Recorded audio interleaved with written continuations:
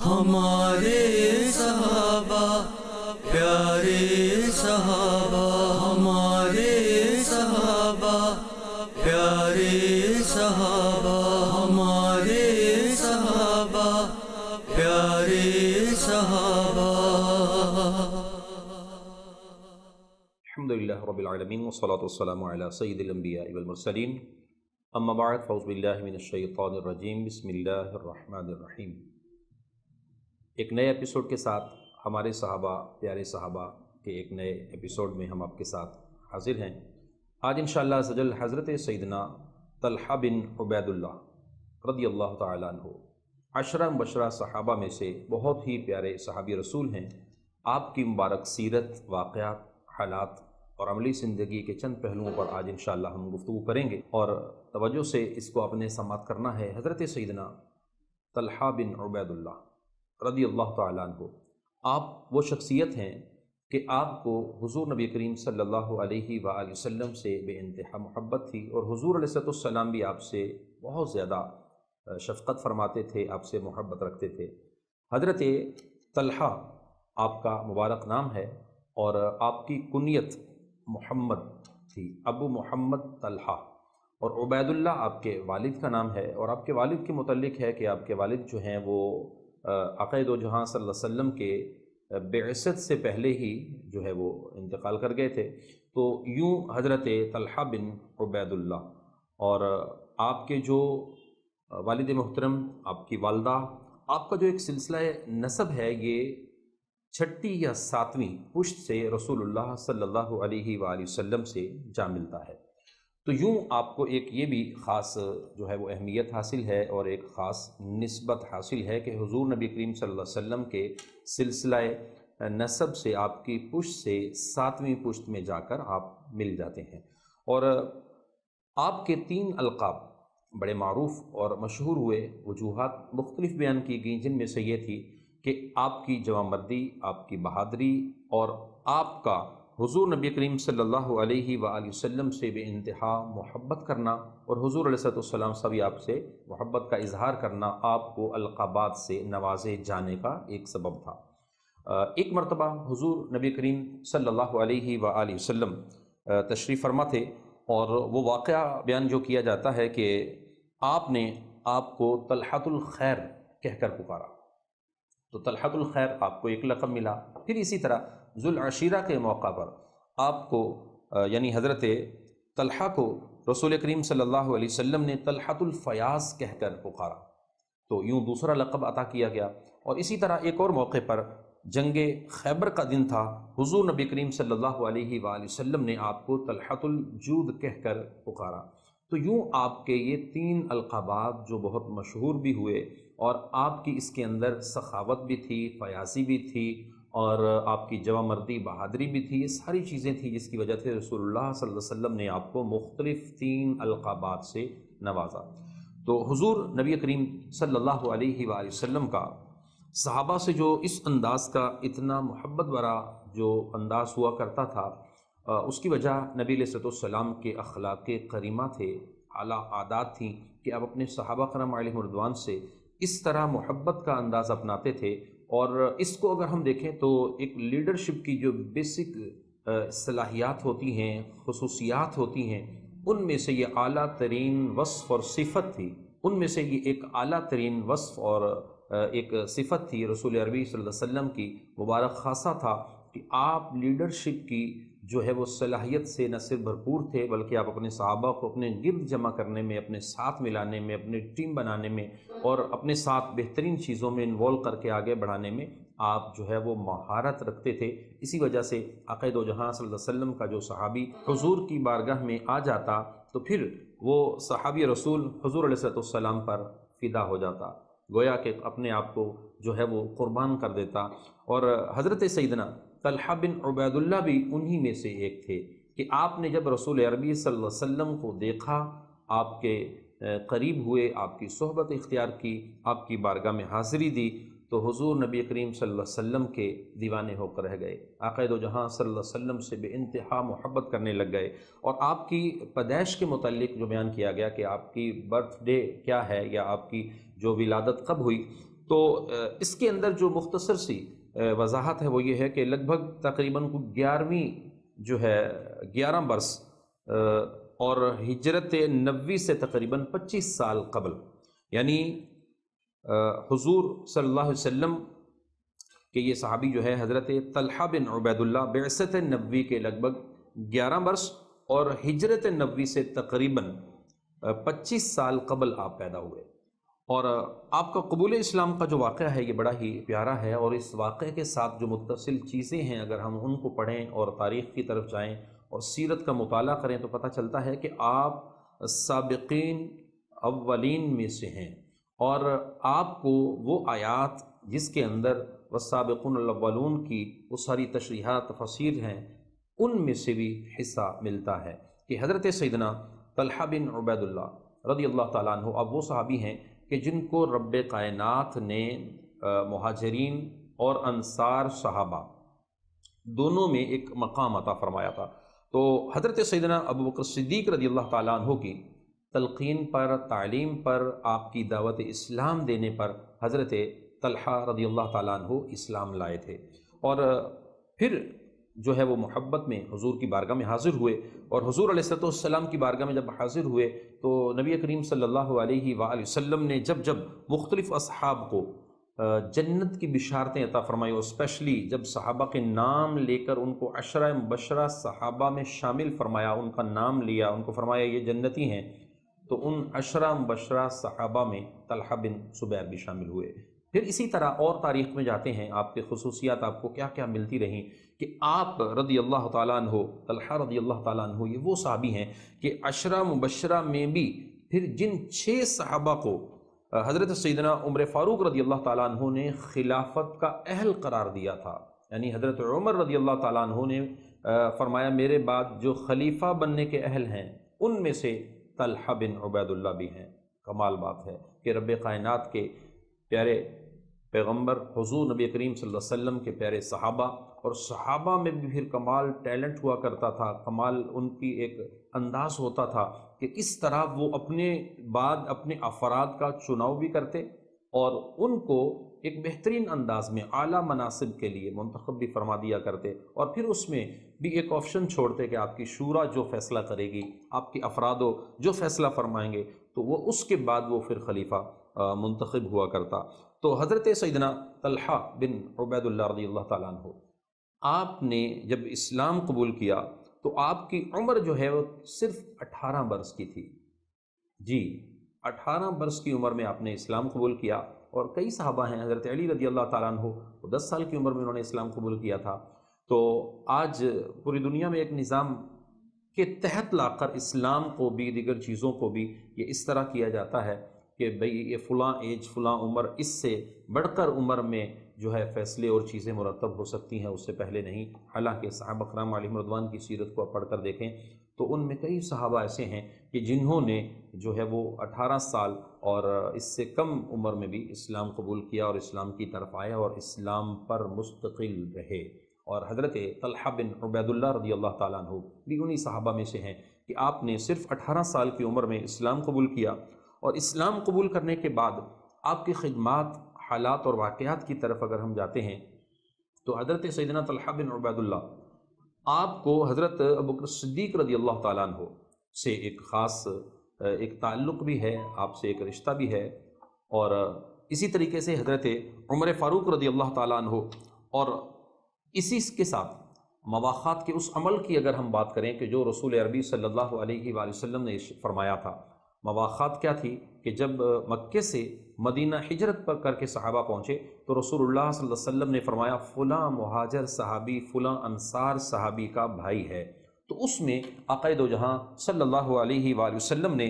جن دوسرے صحابی کا بھائی قرار دیا تو اس میں حضرت طلحہ رضی اللہ تعالی عنہ کو جو ہے وہ حضرت زبیر کا بھائی قرار دیا تھا۔ اسی طرح ایک روایت کے مطابق ہے کہ عبداللہ بن مسعود کا بھائی قرار دیا۔ تو یوں حضرت سیدنا طلحہ بن عبید اللہ رضی اللہ تعالیٰ عنہ آپ کو ہر موقع پر، ہر جگہ پر ایک خصوصیت حاصل رہی، اور رسول عربی صلی اللہ علیہ وسلم نے ان مقامات پر آپ کو مختلف چیزوں کے لیے نومینیٹ کیا۔ تو غزوات کی اگر ہم بات کریں تو جنگ بدر میں نبی کریم صلی اللہ علیہ وسلم نے آپ کو اور حضرت سیدنا سعید بن زید کو قافلہ قریش کے حالات معلوم کرنے کے لیے مامور فرمایا۔ تو آپ مختلف طرح کے ڈیوٹیز کام انجام دیا کرتے تھے، اور اسلام کی ترویج و اشاعت اور اسلام کی سربلندی اور حفاظت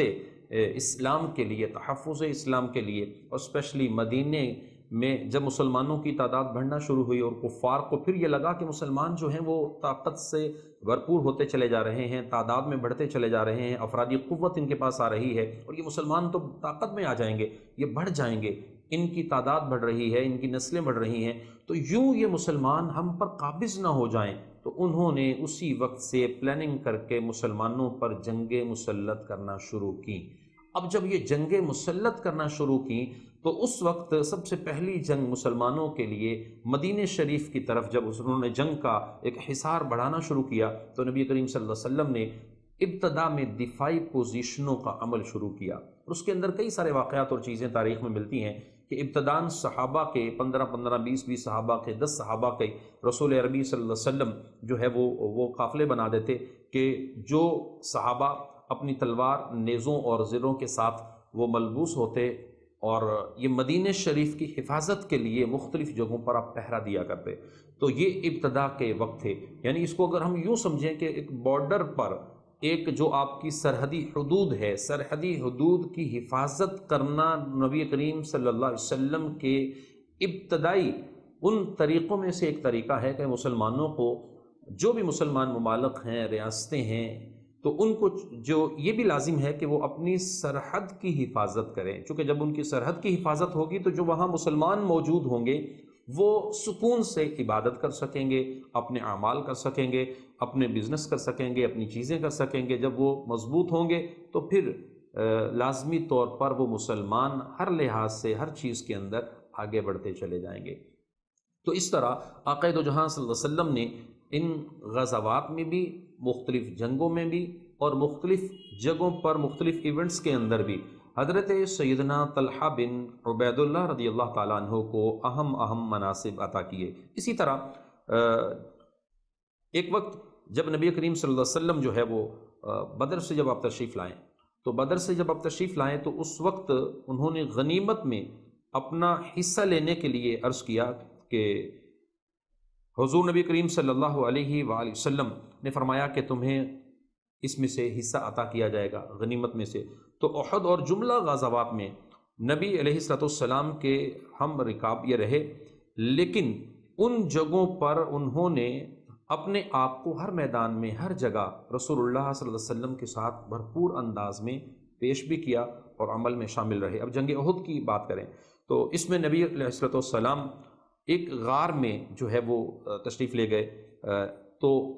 اس وقت حضرت سیدنا طلحہ نے حضرت حضور نبی کریم صلی اللہ علیہ وآلہ وسلم کو اپنی پشت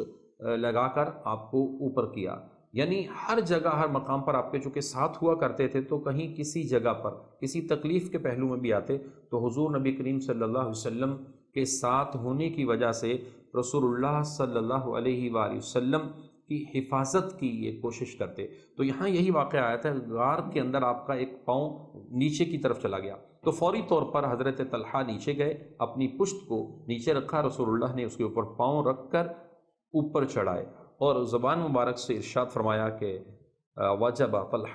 طلحہ تم پر جنت واجب ہو گئی۔ تو حضور نبی کریم صلی اللہ علیہ وآلہ وسلم اس طرح اپنے پیارے صحابہ سے محبت بھی فرماتے تھے، اور ان کے صلے پر، ان کے اجر پر فوراً دعائیں ارشاد فرما دیا کرتے تھے، فوراً ان کے لیے اللہ کی بارگاہ میں عظیم نعمتوں کا ذکر فرما دیا کرتے تھے۔ تو حضرت طلحہ وہ ہیں کہ جو جنگ بدر میں ہوں، جنگ احد میں ہوں، یا اسی طرح مختلف مواقع پر ہوں، کسی سفر میں ہوں، حضر میں ہوں، جہاں صدیق اکبر رضی اللہ تعالیٰ عنہ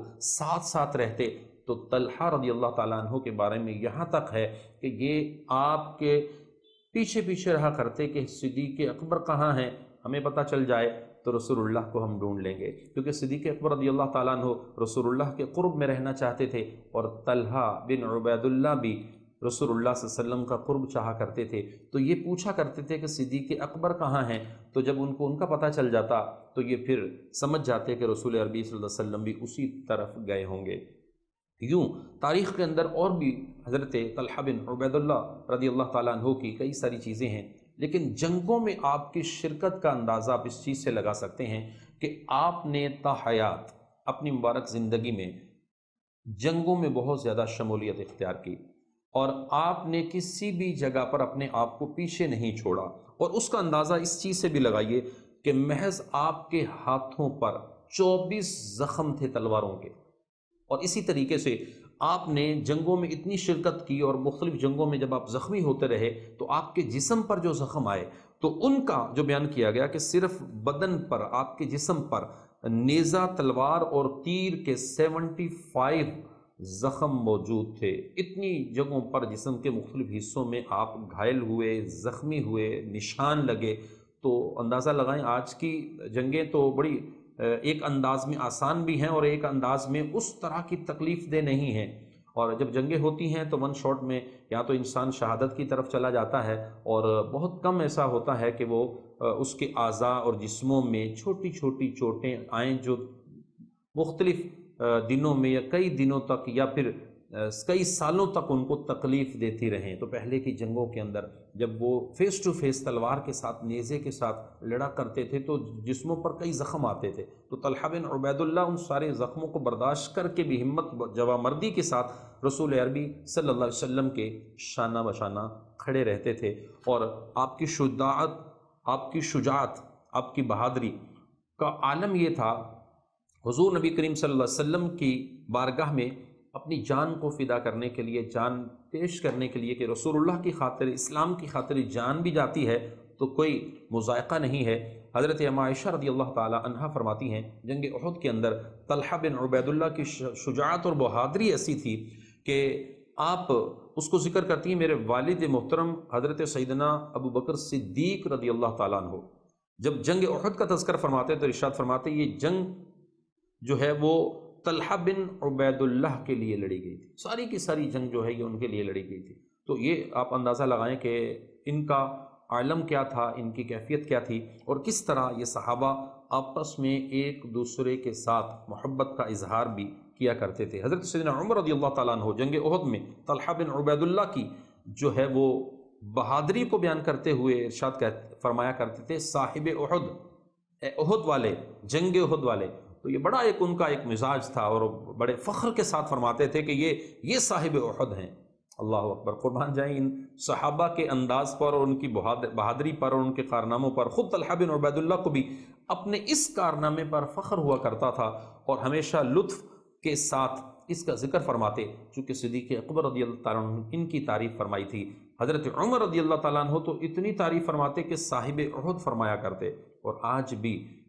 ان میدانوں کا جب ذکر کیا جائے تو طلحہ بن عبید اللہ ان میدان کے ان شہ سواروں میں ان کا نام نہ لیا جائے تو یہ ایک بہت بڑی خیانت ہوگی کہ صحابہ کے ساتھ بعض ایسے لوگ ہیں کہ جن کو اللہ ہدایت نصیب فرمائے کہ ایسی چیزیں کر جاتے ہیں کہ صحابہ کرام علیہ رضوان کی جو قربانیاں ہیں اسلام کے لیے، دین کے لیے، انہوں نے اپنا سب کچھ جو ہے قربان کیا تھا۔ تو حضرت طلحہ بن عبید اللہ رضی اللہ تعالیٰ عنہ بھی ان صحابہ میں سے تھے کہ وہ ہر دم، ہر لمحہ اپنی مال، جان، ہر چیز قربان کرنے کے لیے پیش رہا کرتے تھے۔ حضرت سیدنا طلحہ بن عبید اللہ رضی اللہ تعالیٰ عنہ آپ کا مبارک حلیہ بیان کرتے ہوئے سیرت نگاروں نے لکھا ہے اور تاریخ میں اس چیز کو بیان کیا گیا کہ آپ رضی اللہ تعالیٰ عنہ کا چہرہ سرخ رنگ کا اور سفید رنگ کا تھا، یعنی سرخ اور سفیدی انتہائی خوبصورت، اور اسی طرح آپ کا سینہ چوڑا تھا، جوامرد تھے، اور آپ رضی اللہ تعالیٰ عنہ آپ کے مال و دولت اور آپ کے بزنس کے حوالے سے ہے کہ آپ 18 سال کی عمر میں جب آپ اسلام لائے تو اس کے بعد سے لے کر ہمیشہ آپ نے بزنس کو، اپنے کاروبار کو ترجیح دی، اور اس کے اندر آپ کی آمدن کے حوالے سے تاریخ میں بیان کیا گیا کہ آپ روزانہ 1000 وافی، یہ ان کے اس علاقے میں سکہ رائج تھا، اور اس وافی کہتے ہیں کہ یہ ایک دینار کے برابر تھا، یعنی اس کی ایکول جو اماؤنٹ بنتی تھی وہ دینار کے برابر تھی۔ تو 1000 دینار گویا کہ ڈیلی آپ جو ہے وہ آپ کی ایک بچت کمائی تھی، جس کو ہم کہیں کہ آج کے دور میں ایک ارننگ کہہ لیں، تو اتنی مقدار میں حضرت طلحہ بن عبیداللہ رضی اللہ تعالی عنہ کہ آپ کا بزنس آپ کو جو ہے وہ نفع دے رہا ہوتا تھا ڈیلی بیسس پہ، اور آج اگر آپ اس کو تقابل میں لے کر آتے ہیں اور دیکھتے ہیں تو صحابہ کرام علیہم رضوان کے دور میں بھی مال و دولت کو ایسا نہیں کیا گیا جس طرح آج لوگ سمجھتے ہیں کہ اسلام جو ہے وہ مال سے نفرت کرتا تھا۔ بعض طبقہ بعض لوگ اس طرح کی گفتگو کرتے ہیں کہ انہوں نے جو ہے وہ پیسے کی طرف، اس بزنس کی طرف، اپنی اکنامکس کو بہتر کرنے کے لیے کچھ کام نہیں کیا۔ ایسا نہیں ہے، آپ پڑھ کر دیکھیں، آپ نے اسلام کو پڑھا نہیں ہے، آپ نے صحابہ کی سیرت کو پڑھا نہیں ہے، اس کو پڑھیے، آپ کو اندازہ ہوگا۔ حضرت عبد الرحمن بن عوف کی سیرت کو پڑھیے، حضرت عثمان غنی رضی اللہ تعالیٰ عنہ کی سیرت کو پڑھیے، پھر آپ کو اندازہ ہوگا۔ اور اسی طرح حضرت طلحہ بن عبیداللہ، یہ بہترین بزنس مین، بہترین تاجر اور پکے سچے اور ایماندار تاجر تھے۔ اور پھر آپ کی جو بزنس کے انداز میں سے چیزیں تھیں، آپ برانڈ تھے، آپ کا نام برانڈ تھا۔ آپ کا جب قافلہ اور چیزیں آتی تو اسی طرح جیسے حضرت عثمان غنی رضی اللہ تعالیٰ عنہ کے قافلوں کی لوگ تعریف کیا کرتے تھے، ان صحابہ کے قافلوں کی بھی لوگ تعریف کرتے تھے کہ ان کا مال ہے، لے لو، کوئی ٹینشن نہیں ہوگی، اس میں مال پورا ہوگا، کمی نہیں ہوگی، کسی قسم کی جو چیز بولی گئی ہے وہی ملے گی، آپ کو کچھ اور نہیں ملے گا۔ تو یہ وہ چیزیں تھیں جو ان کو اتنا بھاری نفع بھی دیتی تھیں، اور یہ بہترین طریقے سے پھر اسلام پر خرچ کرتے تھے، اللہ کی راہ میں خرچ کرتے تھے۔ آج بھی مسلمانوں کو چاہیے کہ وہ برانڈ بھی بنے، اپنا بزنس بھی اچھا کریں، ایمانداری کے ساتھ کریں، اخلاقیات اور ساری چیزوں کو سامنے رکھتے ہوئے پھر آپ دنیا میں چھا جائیں۔ اللہ کے فضل و کرم سے صحابہ نے یہی کیا۔ 22 لاکھ مربع میل کہنا آسان ہے، وہاں تک پہنچے کیسے تھے، اس کو سیرت کو پڑھنا پڑے گا۔ اور پھر اسی طرح 70 لاکھ مربع میل تک 3 بر اعظموں پر یا بہت بڑے دنیا کے حصے پر مسلمانوں کی جب حکومتیں رہی ہیں تو اس کو بھی آپ پڑھ کر دیکھیں۔ مسلمان تجارت میں، معیشت میں، سائنس میں، ٹیکنالوجی میں، ایک ایک چیز میں بہت آگے تھے۔ اسی وجہ سے مسلمانوں کو ان کے عروج سے کوئی روک نہیں سکا۔ اور آج مسلمانوں کا جو زوال، یا کہیں آپ کو مسلمان محسوس ہوتا ہے کہ ایسے نیچے کی طرف ہیں، اس میں کسی کا قصور نہیں، اپنا قصور ہے، اپنا ان تاجروں کا قصور ہے، اپنا ان بزنس مین احباب کا قصور ہے، جو چند دنوں، چند لمحوں کے لیے جو ہے نا وہ اپنے آپ کو خود ڈیگریڈ کرتے ہیں۔ تو حضرت طلحہ بن عبیداللہ کی سیرت سے بزنس مین طبقے کو سیکھنا چاہیے۔ عام ایک مسلمان کو سیکھنے کی حاجت ہے۔ بہادری، جوانمردی، حسن اخلاق، اعلیٰ اقدار، ایک ایک چیز ان کے اوصاف میں بھری ہوئی تھی، اور رسول اللہ سے محبت ان کی ایسی تھی کہ ہر چیز کو پھر رسول اللہ کی خاطر قربان کرنے کے لیے تیار ہو جایا کرتے تھے۔ یہ ایسے بہترین ستارے، ایسے رسول اللہ سے محبت کرنے والے پیارے صحابی بالآخر